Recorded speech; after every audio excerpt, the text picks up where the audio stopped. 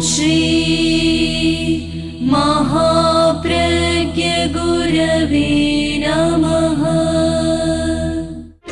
जिसके सांसों में रहता है शाश्वत शांति का स्पंदन, उस महाप्रज्ञ को वंदन, उस महाप्रज्ञ को वंदन। सत्य अहिंसा अनेकांत को अर्पित जिसका तन मन, उस महाप्रज्ञ को वंदन, उस महाप्रज्ञ को वंदन। जिसके सांसों में रहता है शाश्वत शांति का स्पंदन, उस महाप्रज्ञ को वंदन, उस महाप्रज्ञ को वंदन।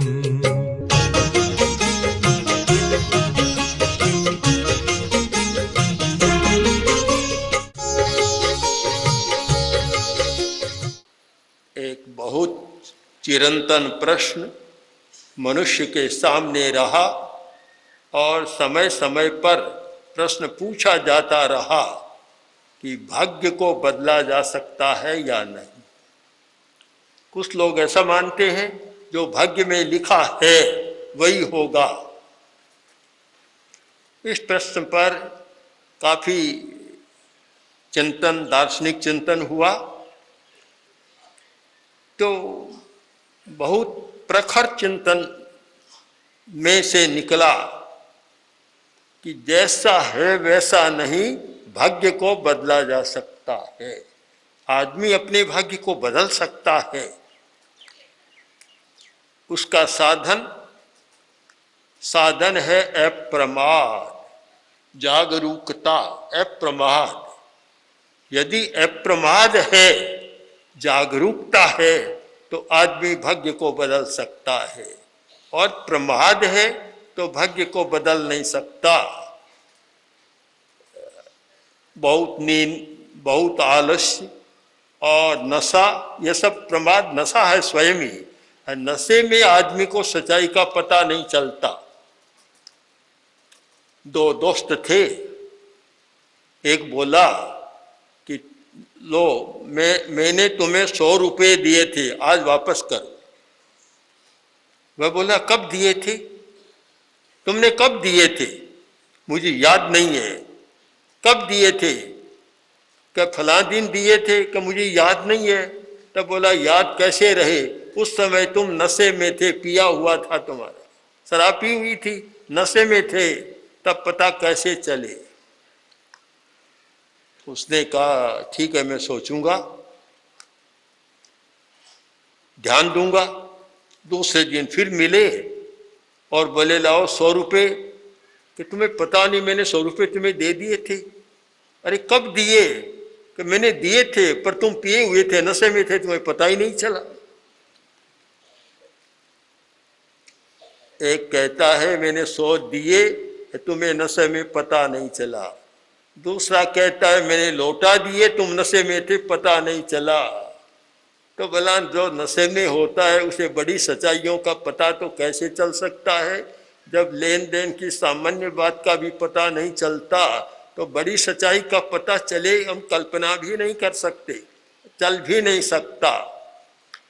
आदमी को पता चलता है जागरूकता में। जागरूकता जब जागरूक होता है, जागृत होता है, उस समय पता चलता है कि क्या लिया, क्या दिया, क्या किया। शायद इसी आशय से इसी भाष्य के ऋषि ने कहा था, जागर मानस तो भाग्य को बदलने का एक बड़ा सूत्र है अप्रमाद, जागरूकता। साधना का भी बड़ा सूत्र है अप्रमाद। साधना का सूत्र, सबसे बड़ा साधना का सूत्र है अप्रमाद, जागरूक रहो। हर क्षण के प्रति जागरूक रहो कि मेरा यह क्षण कैसे बीत रहा है, मेरा यह समय कैसे बीत रहा है, उसके प्रति तुम बराबर जागरूक रहो। अगर सो गए तो फिर पता नहीं चलेगा, और सो गए तो मारवाड़ की राजधानी की कहावत है कि सूता के पाड़ा जने। सो गए तो फिर पाड़ी नहीं होगी, फिर पाड़ा ही होगा। बदल दिया था, एक नींद में था, दूसरा जागता था। अब दोनों की भैंस ब्याही, एक के पाडी एक का पाडा। तो जो जागता था उसने बदल दिया, इधर पाडी कर दी उधर पाड़ा कर दिया। जब कोई दूसरा उठा पूछा रे क्या हुआ, कि देख लो ये तुम्हारे पाडा ये पाडी, कि ये तो लगता नहीं कैसे हुआ, कभी सूतांगे तो पाडा ही जने, जो सो रहा है उसके तो पाडा ही होता है, पाडी कैसे होती है। तो जो सोता है वह अपने अस्तित्व की सुरक्षा नहीं कर सकता और आगे भी नहीं बढ़ सकता और भाग्य का विकास भी नहीं कर सकता। इसलिए सफलता का, भाग्य के निर्माण का सूत्र है जागरूकता। निरंतर जागरूक रहो, सावधान रहो। सावधान होता है तो परिवर्तन आ जाता है।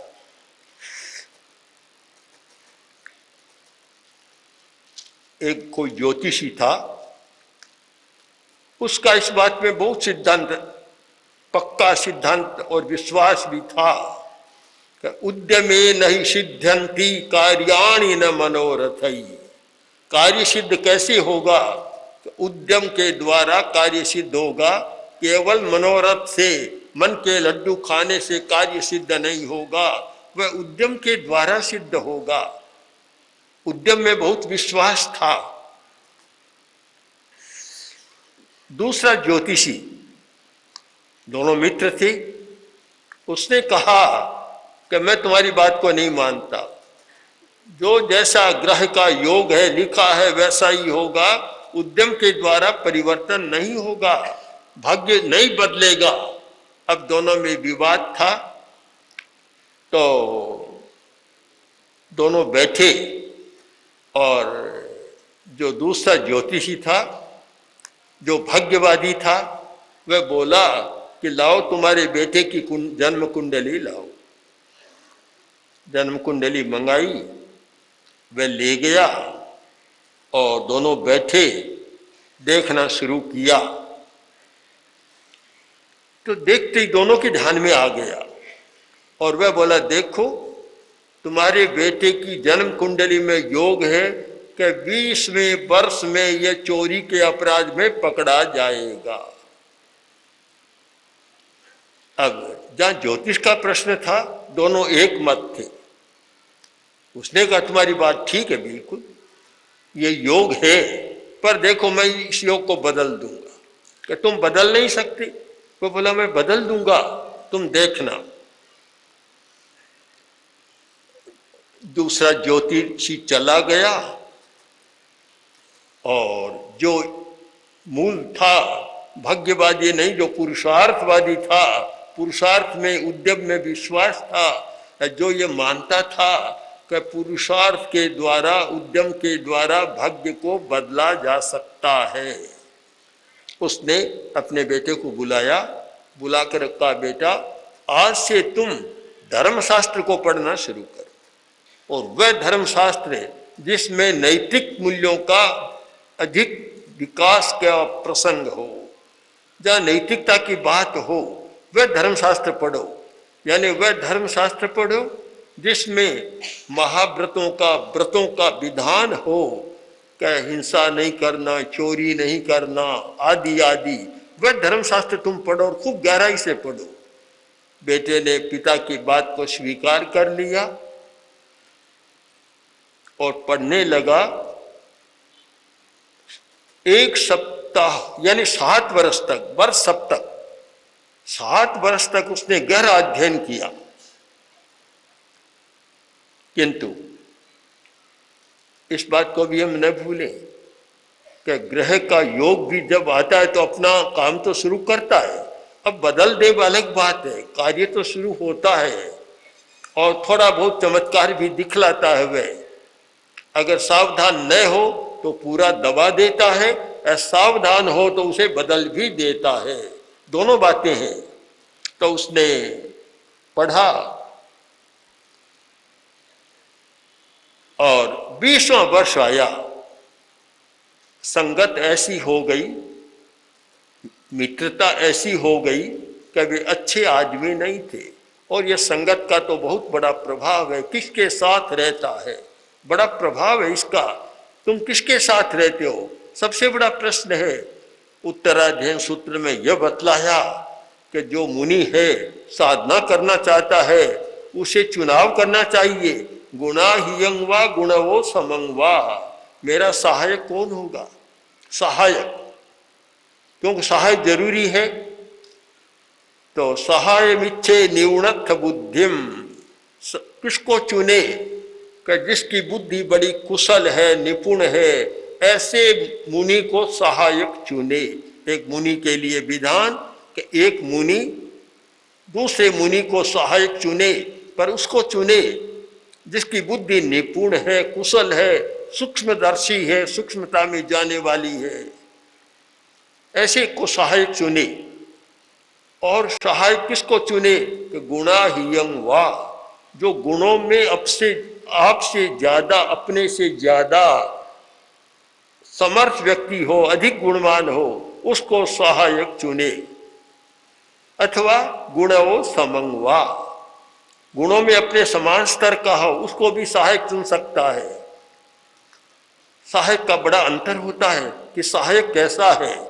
सहायक अच्छा नहीं होता अगर पिता और पुत्र है, दोनों है, और सहायक अच्छा नहीं होता। पिता भी सहायक बहुत बनता है, पिता तो सबसे बड़ा मित्र है, पुत्र भी मित्र बनता है, पिता भी मित्र बनता है, दोनों मित्र बन जाते हैं। ये चाणक्य ने कहा, प्राप्ते तो 16 वर्षे पुत्रम मित्र वदाचरित। जब पुत्र 16 वर्ष का हो जाए तो उसे अपना मित्र बना लेना चाहिए, मित्र की तरह उसके साथ व्यवहार करना चाहिए। तो मित्र हो सकता है और होना भी चाहिए, किंतु पिता अच्छा नहीं होता तो वह पुत्र को भी शत्रु बना लेता है, स्वयं शत्रु बनता है और पुत्र को भी शत्रु बना लेता है। ग्रह का कोई योग होता है, आता है, थोड़ा बहुत प्रभाव डालता है, किंतु पहले से जागरूक है, उद्यमशील है, प्रयत्न करता है, पुरुषार्थ करता है, तो उसको हल्का बना देता है, मध्यम मंद कर देता है। हर वस्तु की 2 अवस्थाएं होती है, तीव्र और मंद, तीसरी भी है मध्य। तो तीव्र और मंद, कोई भी कर्म किया हुआ है उसे भुगतना होता है, जो कर्म किया उसे भुगतना तो पड़ता है, किंतु आदमी अपने पुरुषार्थ के द्वारा उसको मंद कर देता है, मंदता आ जाती है। बड़े बड़े लोग अपराध कर लेते हैं, चोरी कर लेते हैं, कबन और घोटाला कर लेते हैं। प्रश्न होता है कि इतने समझदार, इतने पढ़े लिखे लोग ऐसा काम क्यों करते हैं? बड़ा प्रश्न है, सबके सामने ये प्रश्न है कि एक अनपढ़ आदमी जो काम नहीं करता, एक बहुत पढ़ा लिखा आदमी कर लेता है। क्यों करता है? क्या वह जानता नहीं बुरा है? क्या वह नहीं जानता इसका परिणाम क्या होगा? क्या वह नहीं जानता कि कभी पकड़ में आ गया, कभी सीबीआई की चोट में आ गया तो क्या होगा, कभी रेड हो गई तो क्या होगा? वह जानता है फिर भी कर लेता है। कारण कि भाग्य उसका उल्टा हो जाता है, मोह के कारण भाग्य बदल जाता है। अगर मोह को हम उपशांत करें तो बुरा भाग्य भी अच्छा बन जाता है, और मोह को तीव्र बनाएं तो अच्छा भाग्य भी बुरा बन जाता है। भाग्य की चाबी हमारे हाथ में है, न कोई विधाता की जरूरत, न किसी और की जरूरत, चाबी हमारे हाथ में है। और व्यक्ति को स्वयं को निर्णय करना है कि मुझे अपने भाग्य का निर्माण करना है, कैसा करना है। रात दिन लड़ाई झगड़ा कलह कदाग्रह करते रहो तो घर का भाग्य भी बदल जाएगा, घर भी नरक बन जाएगा। और यह प्रयत्न करो कि शांति रहेगी, लड़ाई झगड़ा नहीं होगा, कलह कदाग्रह नहीं होगा, तो घर फिर स्वर्ग बन जाएगा। कहानी तो बहुत लंबी चौड़ी है, उतनी कहानी में न जाऊं मैं। एक सेठ की पुत्री, बहुत बड़ा सेठ धनी था, उसकी पुत्री तो ऐसा स्वभाव हो गया लाड लाड प्यार प्यार में कि अब किसी को मानती नहीं। आखिर ससुराल में गई तो वहां भी बड़ा बवंडर मचा दिया और सारे घर को जैसे नारकी बना दिया। और उसी लड़की को पिता ने अपनी युक्ति के द्वारा जब बदला, वह बदली और बदल कर वापस घर में गई तो सबको लगा कि यह तो स्वर्गीय है, घर को स्वर्ग बना दिया। यह हर व्यक्ति के लिए चिंतन का विषय है। जहाँ 1 से 2 है, चाहे पति पत्नी, चाहे 2 से 4 कोई परिवार है, परिवार छोटा बड़ा है, और तो क्या, एक बड़ी बात कही 10वें कालिक सूत्र में कि एक साधु भी संग में आता है, साधु संग में सम्मिलित होता है और स्वयं वह दीक्षा का अनुभव करता है तो उसको कैसा लगता है। अब किसी से पूछो कि तुम मुनि बने हो, अब मुनि जीवन तुम्हें कैसा लग रहा है, वह सकुचाता हुआ उत्तर दे या न दे, किंतु एक मनोवैज्ञानिक ढंग से उसके मन का विश्लेषण करते हुए आचार्य ने कहा, आगमकार ने कहा कि अगर वह दीक्षा में रम गया, दीक्षा में आनंद का अनुभव करने लग गया तो देवलोक समानो ये पर्यावो महेशिनम, तो उसका पर्याय देवलोक के समान है। वह अनुभव करता है कि मैं मुनि क्या बना हूं, मुझे द्वैलोक का स्वर्ग का सुख प्राप्त हो गया है। आप शायद सोच नहीं सकते कि कुछ मुनि जो साधना में रम जाते हैं, उन्हें अगर कोई कहे कि आप अब स्वर्ग में चले जाएं तो जाना पसंद नहीं करेंगे। स्वर्ग तो मेरे पास है, मैं कहाँ स्वर्ग में जाऊंगा, कोई अपेक्षा ही नहीं रहती। इतना सुख का अनुभव होता है और इतने सुख का अनुभव, उसी सुख का चित्रण करते हुए आचार्यों ने अनुभव के आधार पर कहा कि जो एक राग द्वेष को उपशांत करने वाले मुनि का सुख है, ऐसा सुख न राजराजस्य, ऐसा सुख चक्रवर्ती को भी नहीं, जिसके पास बहुत संपदा है, अपार वैभव है और विशाल पृथ्वी का आधिपत्य है, सब कुछ है, पर उस मुनि की तुलना में वह सुख कुछ भी नहीं है। इतना उसको सुख होता है। वह सुख कहाँ से आया कि साधु की साधना में रम गया, उसको आता है। तो आगम में लिखा गया कि देवलोक समानो पर्याओ महेशिनम। कोई पूछे कि मुनि जीवन कैसा है, कभी देवलोक के समान। हम हर बात को अनेकांत की दृष्टि से देखें। एक साधु बना और मन रमा नहीं, भावदेव जैसा, प्रश्न आता है ना वह व्याख्यान भावदेव नागिला का, तो भावदेव जैसा बन तो गया पर मन नहीं लगा साधुत्व में और एकदम तालाब में रहता है। अब उसको पूछे, उसको लेकर पूछे कि साधु जीवन कैसा, कैसा साधु जीवन, रयाणम अरयाणम च महानिरय सारी शोक नरक जैसा है। उसे को पूछे साधु जीवन कैसा, क्या नरक जैसा है, फंस गया, नरक में आ गया, अब क्या करूं। दो मुनि के दो अनुभव और दो उत्तर। एक कहता है साधु जीवन स्वर्ग के समान और एक कहता है साधु जीवन नरक के समान। वैसे ही होता है, एक लड़की की शादी होती है और ससुराल जाती है, हर कोई पूछे तुम्हारा ससुराल कैसा कि नरक है बना बनाया। एक कहीं जाती है, दूसरी कहती है कि मेरा ससुराल तो स्वर्ग है। अब यह स्वर्ग और नरक का अनुभव कहाँ से आया, कहाँ से आया? अपने भीतर से आया। जिस व्यक्ति ने अपने भावों पर, संवेगों पर नियंत्रण कर लिया, उसके लिए तो सारी पृथ्वी स्वर्ग बन जाती है। और जिस व्यक्ति का अपने संवेगों पर, अपने इमोशंस पर, अपने संवेगों पर नियंत्रण नहीं है, उसके लिए सारी पृथ्वी नरक के समान है। आखिर हम निर्णय करें, हमारा भाग्य किसकी मुट्ठी में है, हमारे भाग्य की डोर किसके हाथ में है? आखिर उत्तर होगा कि अप्पा कत्ता विकत्ता ये आत्मा के हाथ में है। तुम्हारी आत्मा के हाथ में। अगर तुमने आत्मा को साध लिया, अपनी इंद्रियों और मन को बस में कर लिया, तो तुम्हारे लिए यह सारा संसार एक क्षीर समुद्र है। क्षीर समुद्र यानी दूध का समुद्र है, मीठा है संसार। संसार बहुत मीठा है। हमारी मुमुक्षु कभी कभी ये एक गीत गाती है कि संसार लागे खारो, बेराग लागे प्यारो। मैंने उनसे पूछा कितना खारा है, करेला जैसा है या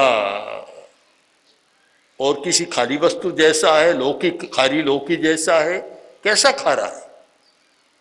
खारा है कहाँ संसार? लोग तो सुख मान रहे हैं, खारा कहाँ है? अरे बेराग लगे प्यारो, बेराग प्यारा कहाँ है? मीठा कहाँ है बेराग? बेराग तो बड़ा कड़वा होता है।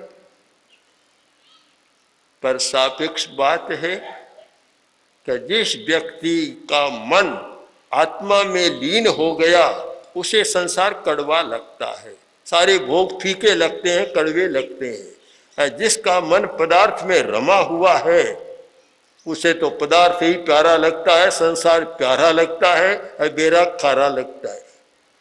ये सारी अनुभूतियाँ अपनी आत्मा की स्थिति पर है कि मेरी मनस्थिति कैसी है। मनस्थिति, दो शब्द बड़े महत्व के हैं, मनस्थिति और परिस्थिति।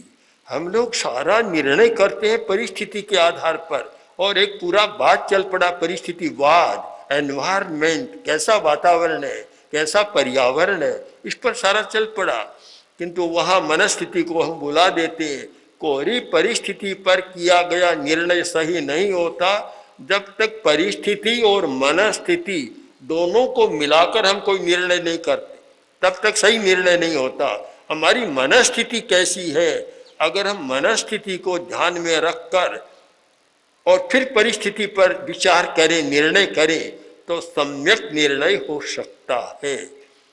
इसलिए जो व्यक्ति मनस्थिति को समझता है, मनस्थिति को बदल सकता है और मनस्थिति पर अपना अधिकार रख सकता है, वह अपने भाग्य को बदल सकता है। भाग्य को बदलने की छोटी सी चाबी, छोटा सा सूत्र कि तुम मनस्थिति पर जागरूक रहो, ध्यान दो कि मेरी मनस्थिति कैसी है। क्या मैं नकारात्मक भाव में जी रहा हूँ? क्या उल्टी ऊंधी बातें सारी दिमाग में आ रही है? वो सारा दिन नकारात्मक भाव में बीतता है तो समझ लो तुम्हारा भाग्य का चक्का भी अब उल्टा घूम रहा है, उल्टा चल रहा है। और सारे दिन सकारात्मक भाव, अच्छे भाव, उल्लास का वातावरण, परिस्थिति, प्रसन्नता, तो समझ लो तुम्हारा भाग्य और आगे बढ़ने की दिशा में जा रहा है। इसलिए यह निर्णय सही है कि भाग्य को बदला जा सकता है। और यह कर्मवाद के द्वारा, जैन आचार्यों ने कर्मवाद पर बहुत विस्तार से काम किया, इतना किया कि शायद विश्व में भी कर्मवाद पर इतना कार्य शायद किसी ने नहीं किया, इतना किया। तो कर्मवाद के द्वारा भी यह समर्थित बात है कि आदमी अपने पुरुषार्थ के द्वारा भाग्य को बदल सकता है, बुरे भाग्य को अच्छा कर सकता है और अच्छे भाग्य को बुरा कर सकता है। चाबी हमारे हाथ में है।